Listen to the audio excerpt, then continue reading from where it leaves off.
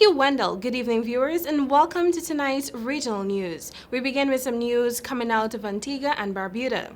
Antigua and Barbuda has given the assurance that it is still committed to hosting the 15th edition of the Caribbean Festival of Arts, CariFesta, the region's premier festival in 2021. A statement from the Ghana-based Caribbean Community Secretariat said that the island's Culture and National Festival and Arts Minister, Daryl Matthew, gave the assurance during the recently held virtual 18th meeting of the interim festival doctorate. A statement from the Ghana-based Caribbean Community CARICOM Secretariat said that the island's Culture and National Festival and the Arts Minister, Daryl Matthew, gave the assurance during the recently held virtual 18th meeting of the interim festival directorate, IFD. The statement quoted Matthew as indicating that Prime Minister Gaston Brown and his cabinet were also committed to ensuring that CariFesta in 2021 was an overwhelming success. CariFesta 15 is expected to be held in August 2021 under the theme One Caribbean, One Environment, Diverse Cultures.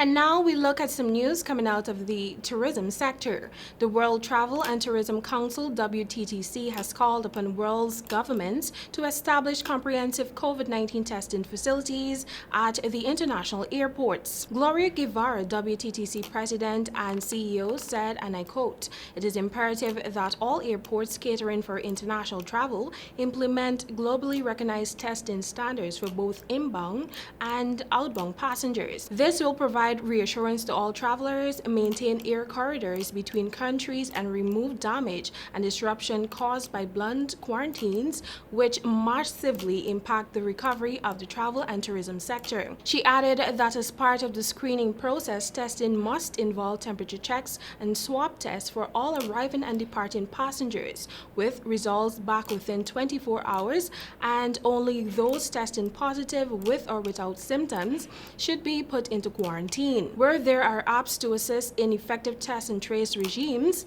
passengers must be advised to sign up and use them. Moreover, the WTTC president opined that we're going to have to live with COVID-19 for the foreseeable future, so we must do all we can to protect public health and save lives, whilst restoring consumer confidence, driving global economic recovery, and saving jobs of millions of people. And now for a final story. The Caribbean 1 million passengers and 63,000 flights. The loss in profits is US $4 billion.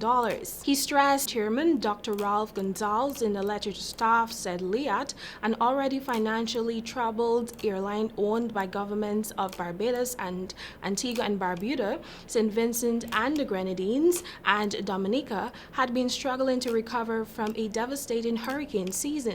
And now the COVID-19 pandemic meant shareholders cannot give the airline the needed support. Well, that has brought us to the end of tonight's regional news. Thank you for watching, and back to you, Wendell.